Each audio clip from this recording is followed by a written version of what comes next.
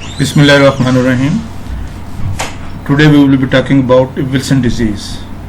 This is one of the rare and autosomal recessive disorder of copper metabolism, which is associated with copper toxicity due to copper accumulation in multiple organs, mainly in liver, kidneys, eyes, and brain.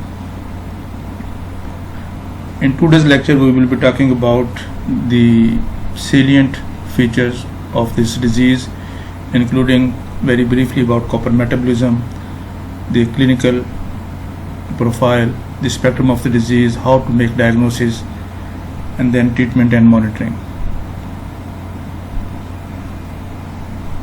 The daily recommended requirement of copper is about 0.9 milligram, and this mainly absorbed from the duodenum and proximal small intestine, and then after absorption it is transported in the portal circulation bound with protein to the liver.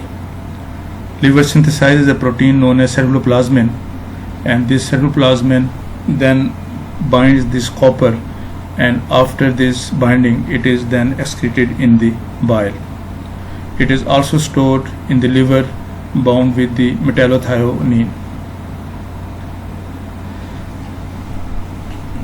The name Wilson disease is after Samuel Alexander Kinnear Wilson, who first described this entity in 1912 as inherited disorder with progressive hepatolenticular degeneration, involvement of basal ganglia and the liver.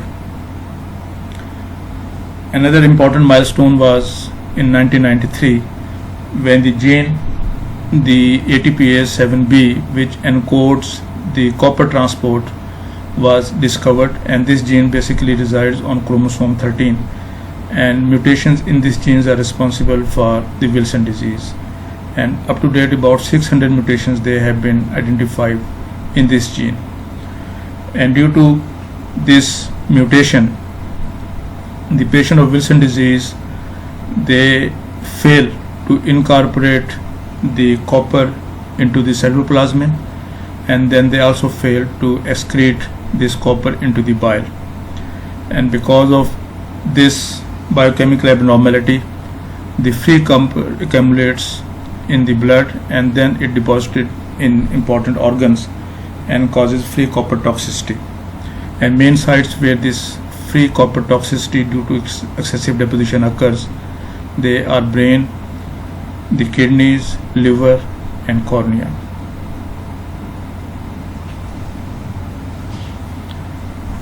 The Wilson disease mainly occurs between the ages of 5 to 35 years, and usually it is said that it is rare to find a case of Wilson disease after the age of 40 years.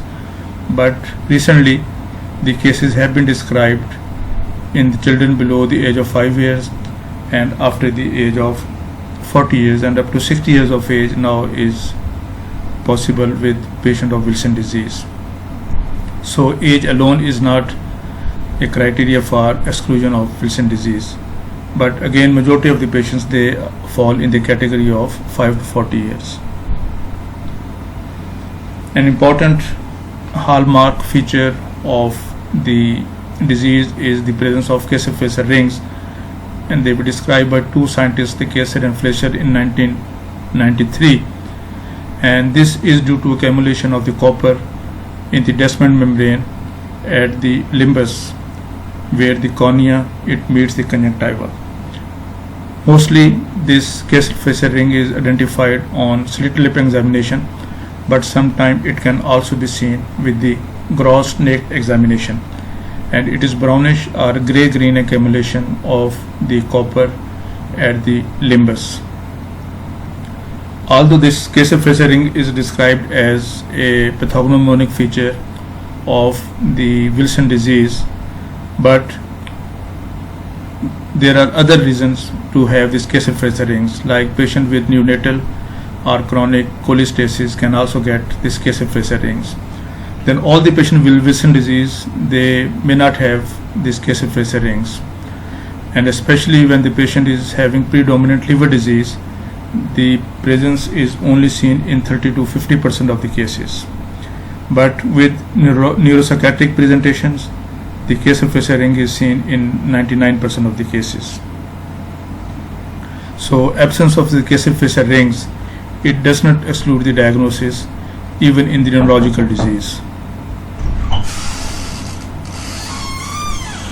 The spectrum of the disease is highly variable, and the major organ to be involved, they include the liver, the brain, kidneys and retina.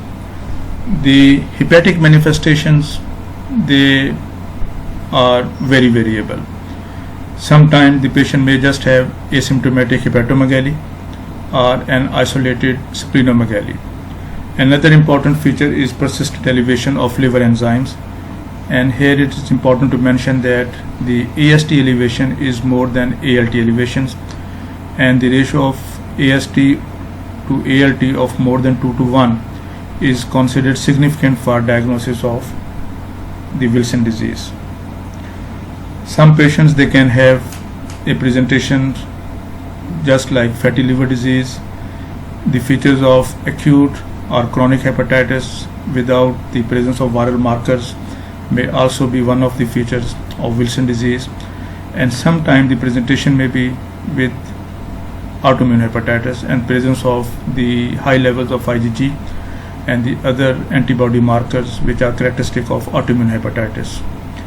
And in advanced cases, the patient may present with end-stage liver disease, cirrhosis which may be compensated, decompensated, and in a small percentage of cases, these hepatic manifestations may take the place of acute liver failure. Brain involvement is another important feature of Wilson disease, and the patient usually are a bit older to get neurological manifestations as compared to the patient with hepatic disease, which are relatively younger. The patient mainly presents with movement disorders like the akinetic rigid syndrome, and features sometimes are very similar to the Parkinson disease with tremors and dystonia, and there may be dysarthria, spasticity and drooling, and usually these patients, they start with dysarthria and abnormalities in their handwriting. Sometimes the patients may present with feature of pseudobulbar palsy, which basically results from bilateral involvement of the corticospinal tract simultaneously or successively, and these patients, they present with severe dysphagia, and they can get the aspiration and aspiration pneumonias. Similarly, disturbance of the autonomic nervous system may be there. These patients, they may present with migraine and headaches, and convulsions and sleep disturbances may be an important feature of neurological involvement of Wilson disease.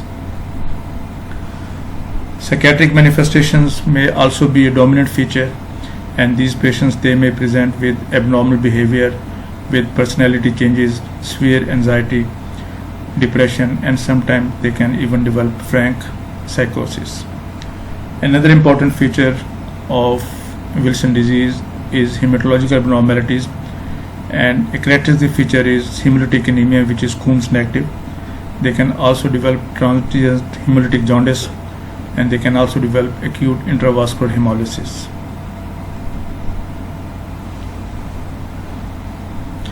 In the eyes, in addition to the Kessel Fleischer rings which we have discussed, these patients, they can also have sunflower cataract. Skin involvement may be there, and the characteristic feature is the involvement of the nail, and the lesion is known as linuli ceruli. Kidney involvement is also important feature of Wilson disease, and these patients, they can get renal tubular acidosis, various types of renal tubular abnormalities, and can get even nephrolithiasis. In the skeletal system, these patients, they can get arthritis and premature osteoporosis. They can also get features of cardiomyopathies and various types of arrhythmias, and the other important complications can be in the form of pancreatitis, the hypoparathyroidisms, and in females, infertility and miscarriages. So this is the typical appearance of the Kessel Fleischer rings, where you can see a brownish deposit at the limbus, and due to deposition of the copper in the Descemet membrane. There is no one single test which can be used to make a diagnosis of Wilson disease. Usually we use a combination of laboratory tests, and usually we have to demonstrate the excessive iron in the blood, excessive iron excretion in the urine, and low level of the ceruloplasmin. So various tests which are done to make a diagnosis, they include the liver function test, the serum level of ceruloplasmins, 24-hour urinary copper excretions, the hepatic parenchymal copper concentration with quantification of the copper on liver biopsies, and also the histological changes which are seen on liver biopsy. And then to get the involvement of the brain, the neurological imaging, particularly the magnetic resonance imaging, and then in certain subset of the patient, genetic studies may also be done to confirm the diagnosis.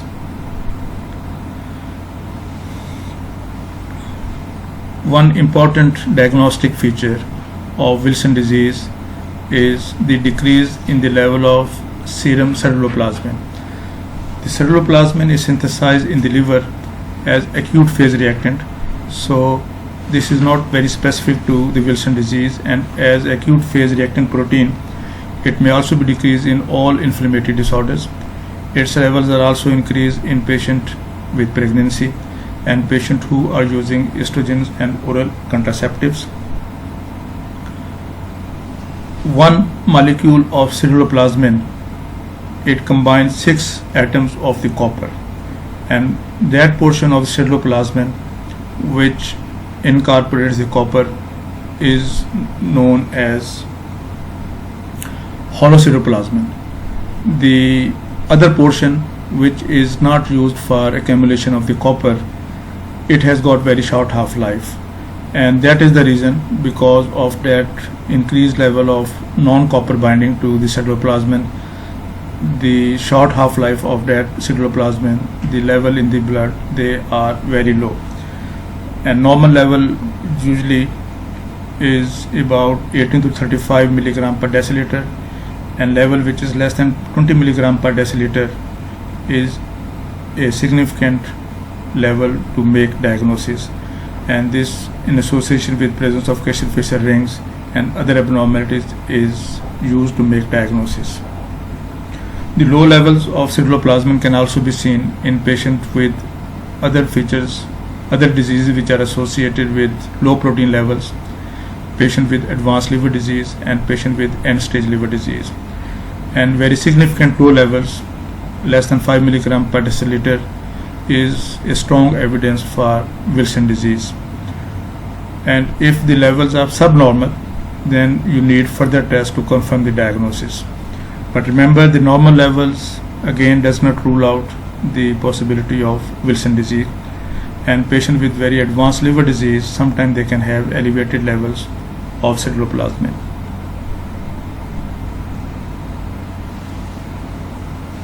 Serum copper, and especially the free serum copper, is another important diagnostic feature. Overall, because the ceruloplasmin levels, they are decreased, so total serum copper will be also low. But we have to estimate the free copper, and that free copper is calculated by subtracting the total serum copper levels with the levels of ceruloplasmin multiplied by 3, because one molecule of ceruloplasmin, it is containing about 3.15 microgram of copper, and then you get the free levels of copper from this formula. And normal level is less than 50 microgram per deciliter, and usually we get level more than 25 microgram in untreated patient of Wilson disease, and a level less than 5 microgram, it indicates that patient is overtreated. Another important diagnostic feature is to estimate the excretion of the urine, excretion of copper in the urine.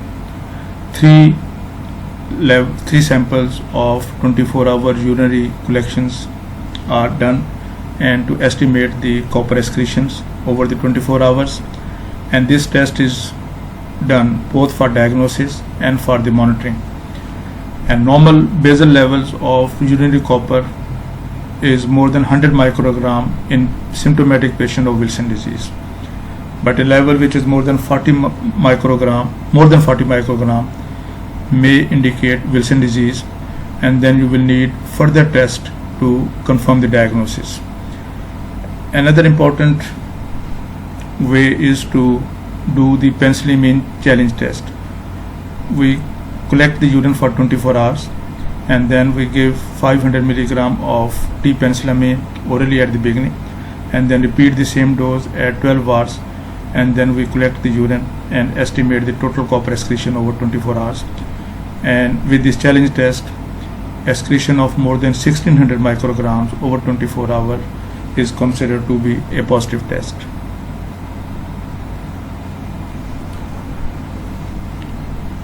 Then estimation of copper depositions in the liver parenchyma is also considered important diagnostic feature. We take a significant biopsy sample over 1 centimeter in length, and then we quantify the level of the copper in this biopsy specimen, and normal level is about 40 to 50 microgram per gram of dry weight of the liver, and critical value is when the level is more than 250 microgram per 1 gram of dry weight of liver. And if the level is between 70 to 250 microgram per gram of the liver tissue, then we have to do other investigations to confirm the diagnosis. The histological examination of liver biopsy specimens may show different types of abnormalities. Sometimes you can have only mild fatty accumulations and mild steatosis. Some of the patients may show all the features of autoimmune hepatitis.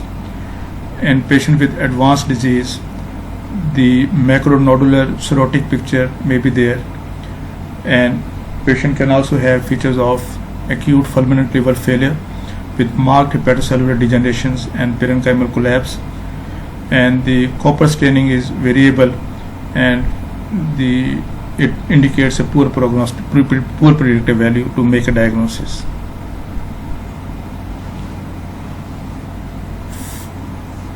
To confirm the diagnosis and to signify the involvement of the brain with copper depositions, the neuroradiological imaging studies are done, and here the MRI studies, they are more valuable and more significant as compared to the CT scans.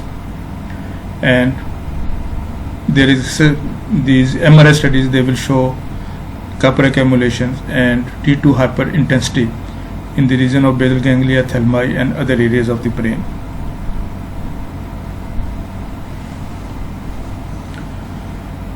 Because the Wilson disease is due to a mutations in the ATP-B7 gene, so sometimes mutation studies, they are done especially in the siblings, in the family members, and to find out the type of mutations and the haplotype.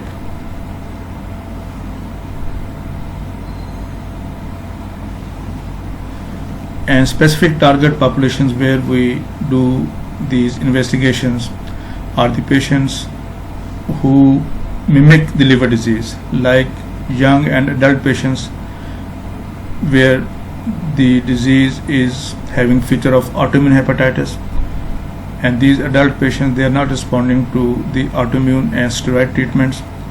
Our patient have predominant hepatic steatosis, and diagnosis of NAFLD is confusing. Then patients with acute liver failure should also be considered due to the Wilson disease, when these patients, they also have Coombs negative hemolytic anemias, evidence of intravascular hemolysis, and with evidence of acute renal failure. And with these patients of acute liver failure, as compared to the other types of toxic injuries, the elevations in the level of transaminase is not very high, and usually the level is less than 1000, whereas in other conditions the level may reach about 4 to 5000. And Another important feature is that AST is more elevated as compared to the ALT. Another important significant feature is that as compared to the transaminases, there is no significant increase in the level of alkaline phosphatase. Rather, the alkaline phosphatase may be subnormal in majority of the patients and level is less than 40 units per liter. And a ratio of serum alkaline phosphatase with serum bilirubin, if it is less than 2, is considered to be significant for making diagnosis of acute liver failure because of Wilson disease. And usually the female to male ratio is 2 to 1 in these patients of acute liver failure.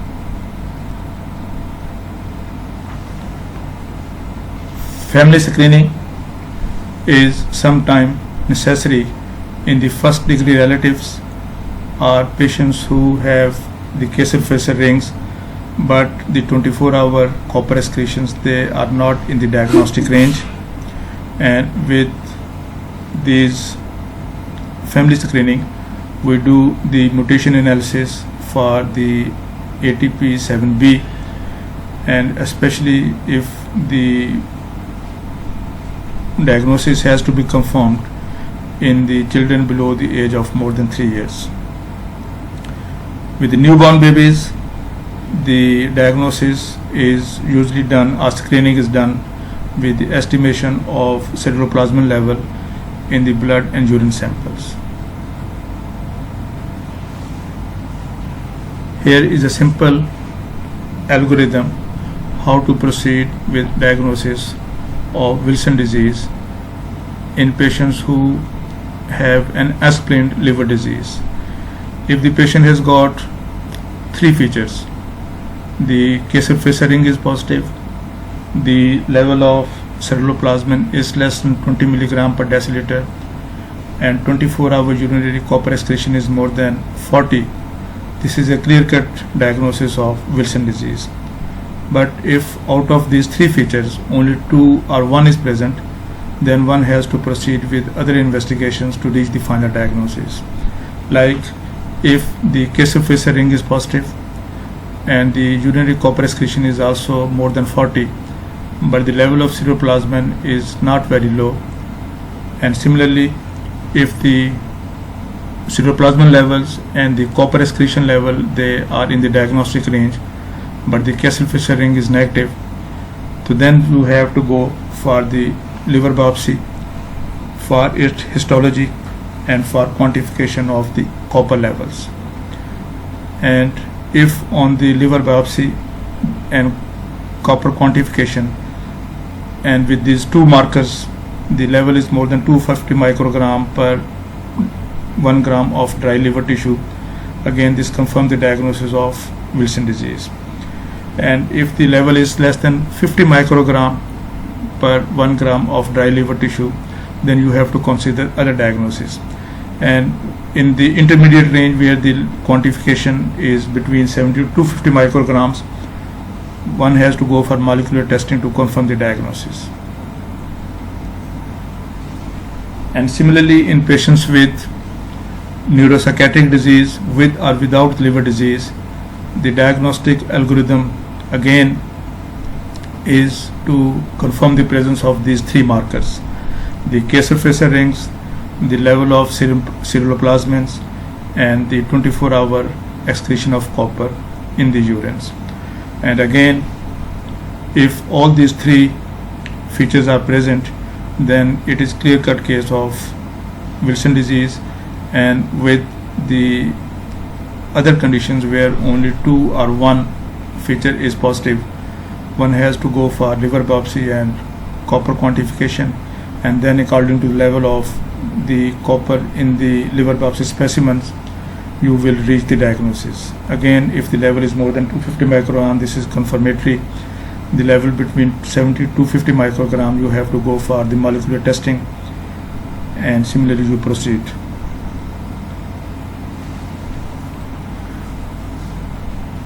And this is when you are dealing with the siblings of the patient of Wilson disease. In these patients, you go for the genetic testing with the estimation of haplotype and estimation of the mutation, analysis of the mutations, and if you find an identical haplotype or more than 2 mutations are there, this is a confirmed case of the Wilson disease. And similarly, if the child is more than 2 years of age and asymptomatic, then you proceed with examination for Kessel-Facer rings with slit lamp, the level of ceruloplasmins, the LFTs, the INR, and 24-hour urine copper excretions. And with abnormal LFTs and ceruloplasmin level less than 20 and copper excretion more than 40 micrograms, you go for liver biopsy, and then on the level of copper estimation you make the diagnosis.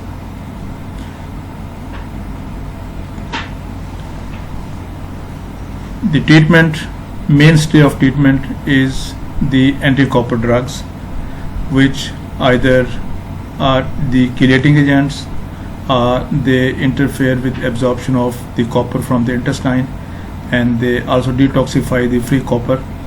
And the main drugs which are used as anti-copper drugs, they include D-penicillamines, triantine, both of them they are chelating agents.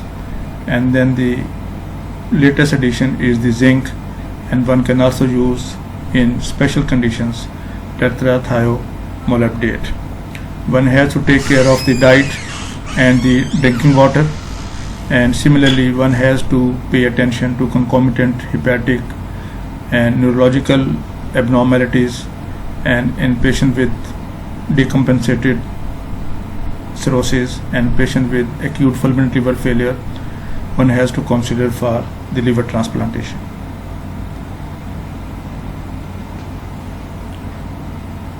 So the important anti-copper drugs, penicillamine was the first oral chelating agents to decopper the patients, and it was available in 1996, and this behaves as a chelator agent and removes the copper from the tissues and increases the excretion of copper in the urine. But one important limitation is that patient can get deterioration in the neurological manifestations. So there is a controversy whether the D-penicillamine it should be given to patients who predominantly have neurological disease and less liver disease, but one has to keep a watch on the neurological deterioration, and that can occur in 20 to 40% of the patients in the initial stages. Main side effects which are associated with the D-penicillamines, they include involvement of the kidneys with proteinurias, nephrotic syndrome, and even advanced renal failure. The hepatotoxicity may be there, and one can also get a hypersensitive type of reactions with fever and skin changes, and then one has to stop and switch over to the other drugs. And bone marrow suppressions with thrombocytopenia and other abnormalities of bone marrow suppressions may also be seen in about 20 to 30% of the patients.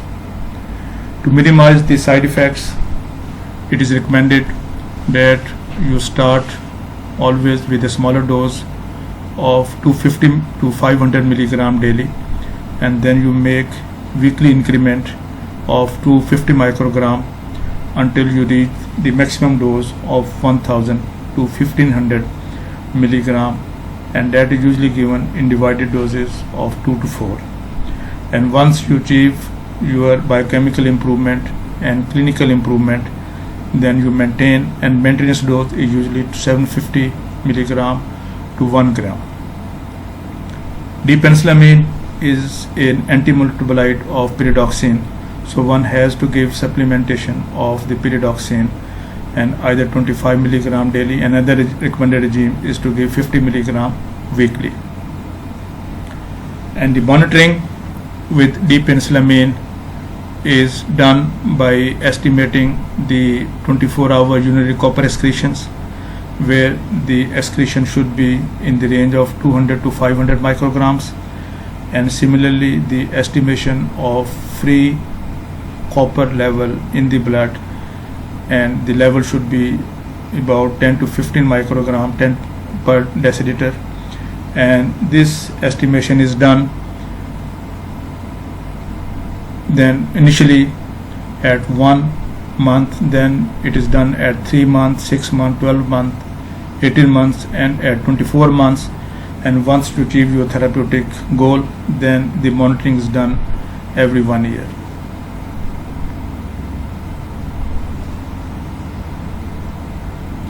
Another important feature regarding the administration of D-penicillamine is that it should be given either 1 hour or 2 hours after the meals, because the presence of food in the gut can interfere absorption of the D-penicillamine.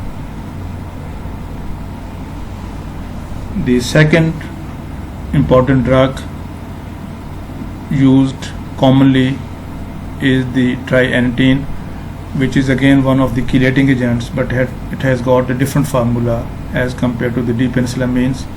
Again, it induces the chelation, removes the copper which is deposited in various tissues, and promotes its excretion in the urine. It is less toxic as compared to the D-penicillamines, and important side effects which can be associated with its administrations, they include gastritis, aplastic anemia, and again it can also result in sideroblastic anemia due to the pyridoxine deficiency. Again, it has to be given 1 hour or 1 hour before or 2 hours after the meals, because again the presence of food can interfere with its absorptions. And the usual dose is 750 to 1500 milligram daily, and again it is given in 2 to 3 divided doses. In children, the dose may be 20 milligram per kilogram body weight, and once you have achieved your therapeutic goal, then you can maintain with 750 to 1000 milligram daily. And again, the monitoring is done with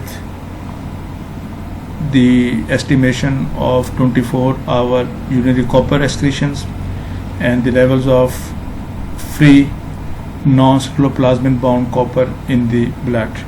And again, this monitoring is done in the same routine at 1 month, 3 months, 6 months, 12 months, 18 months, and 24 months, and then it is done every year. Another important agent, which is the latest addition to the group of drugs used for the treatment of Wilson disease, is the zinc. And zinc is not a chelator agent. It either interferes with the absorption of copper from the gut, or it binds with the free copper in the blood and then detoxifies it. The common salts which are used is either zinc gluconate or zinc acetate, but the type of the zinc salt, it does not matter as far as the efficacy is concerned, but the side effects may be particularly more marked with one type of salt as compared to the other. And main side effects, they include gastritis, pancreatitis, and zinc accumulations. And doses is according to the body weight and according to the size of the persons. A normal adult dose is 150 milligram daily, and that is given in 3 divided doses. And for child less than 50 kilogram of weight, the dose is usually half, 75 milligram per day. Again, the monitoring is done with the estimation of 24-hour urinary copper excretions, and the level should be between 50 to 125 microgram per 24 hours. And you also estimate the 24-hour urinary zinc excretions, and that should be more than 2 milligram per deciliter. And the estimation is done initially after 3 months, then at 6 months, and again at 2 years, and then it is repeated every 1 year. Tetrathiomolybdenol is less commonly used. Either it's aluminum salts or it's bichlorine salts. It again inhibits the copper absorptions, and it also acts as a chelator, and it binds to the free copper, and it is mainly used when patient has got predominant neurological type of Wilson disease. And main side effects, they are anemia, neutrocytopenia and hepatotoxicity. And dose is 120 milligram daily, and it is given 20 milligram with each meal and then 60 milligram at the bedtime. And total duration of treatment is about 8 weeks, and every week we repeat the neurological examination for documenting the improvement. Zinc, which is the new paradigm and addition to the treatment, and as I already said, it basically interferes with the absorption of the copper from the gut, and it also detoxifies the free copper and thus reduces its toxicity. And it is relatively safe as compared to the chelating agents dipenicillamine and trientine, and it is mainly used when the patient is pregnant, patient is asymptomatic, and normally we also recommend this zinc as a maintenance dose after patient has been decoppered with the dipenicillamine or with trientine. And dose, if the age is less than 6 years, then 25 milligram, it is elemental iron which is important, and it is given BD. Between 6 to 15 years of age, or the patient is about less than 125 pounds, the dose is 25 milligram TDS. And when the body weight is more than 125 pounds and age is more than 16 years, then you can use the adult dose of 50 milligram TDS.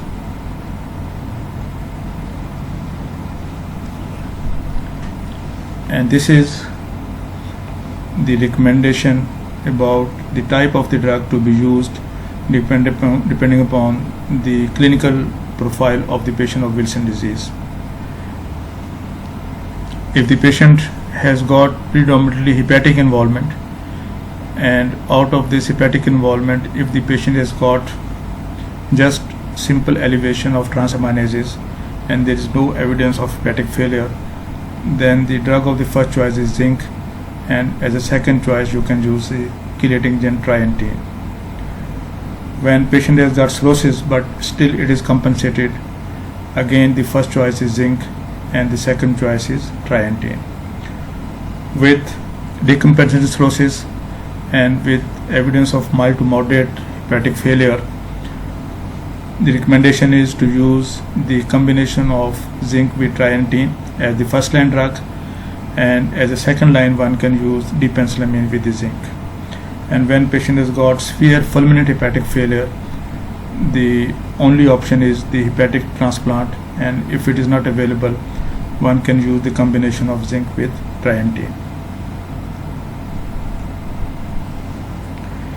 And patient with predominant neurological manifestations, the first choice is to use the zinc with trientine, and the second choice is to use zinc alone.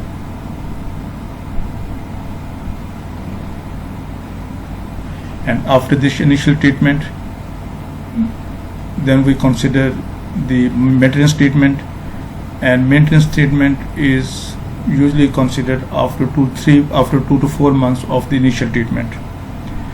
And the cutoff values to start with the maintenance treatment is when the 24-hour urinary copper excretion is less than 150 microgram, if the zinc is used alone, and the serum free copper level is less than 25 microgram per deciliter. And this maintenance treatment is started from the beginning in patients who are pre-symptomatic without any clinical manifestations, and only just have elevation of serum transaminases. And for the maintenance treatment, the drug of first choice is zinc, and the second choice is trientine. And with the maintenance treatment, every 1 year we estimate the 24-hour excretion of the copper and level of the serum free coppers. The pre-symptomatic patients are the patients who are diagnosed prior to their clinical illness. And similarly, the siblings of the affected patients that are detected on screening. Our patient has just incidental finding of Kessler-Fraser rings, or there is mild elevation of serum transaminases. And in these pre-symptomatic categories, you start directly with the maintenance regime with zinc as a first choice and trientine as a second choice.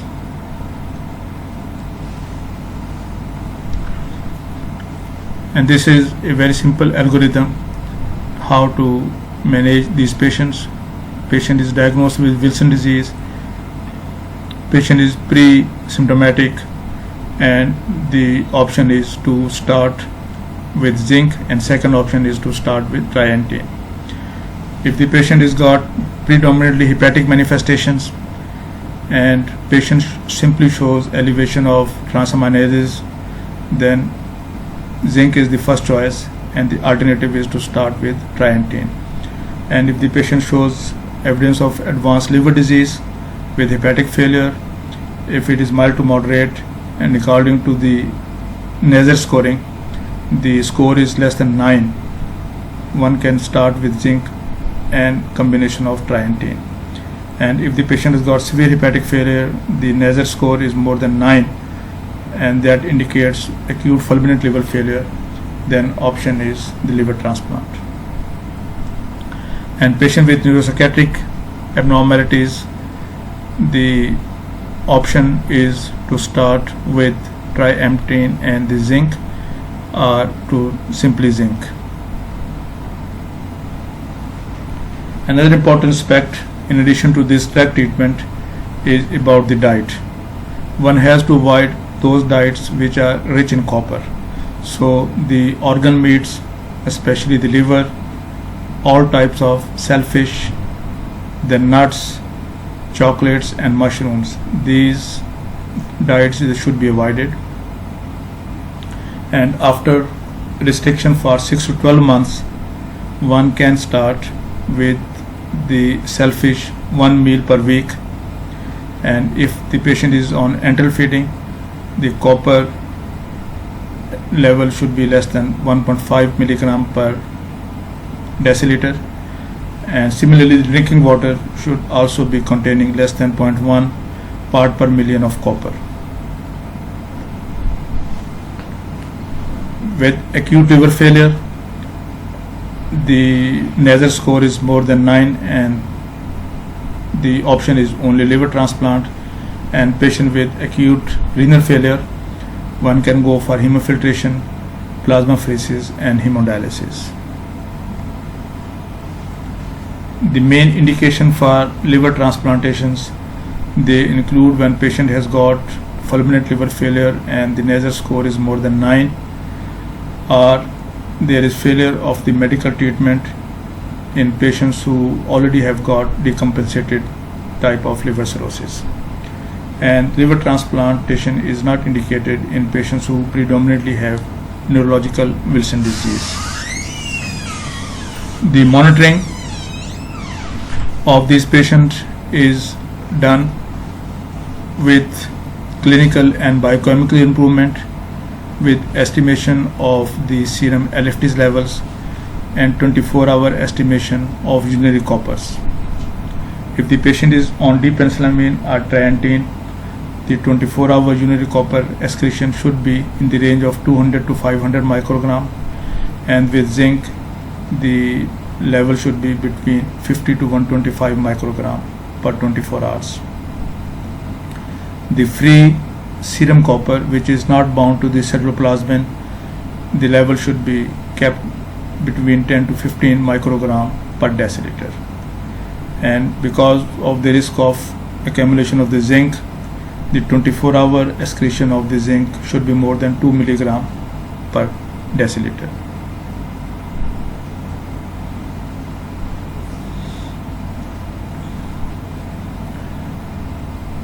In patients who are in hepatic failure and they are treated with combination of zinc and trientine, the levels of serum albumin, serum bilirubin and the levels of transaminases they usually become normal by 1 year.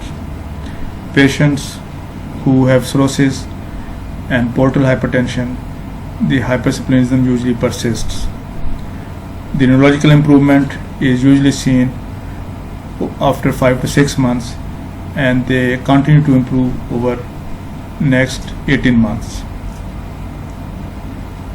If the patient has got residual abnormalities after 2 years of the treatment, then usually these are the permanent and they won't show any further improvement. But the speech will continue to improve and it will also show improvement later on. The psychiatric and behavioral improvement usually occurs by 1 to 2 years. So, summary: the Wilson disease is a medical enigma and it has a wide spectrum of clinical manifestations. So you need proper clinical examination of all the systems of the body to highlight the manifestations of this disease. You need an integrated diagnostic approach to confirm the diagnosis, because no single test is capable of making a diagnosis.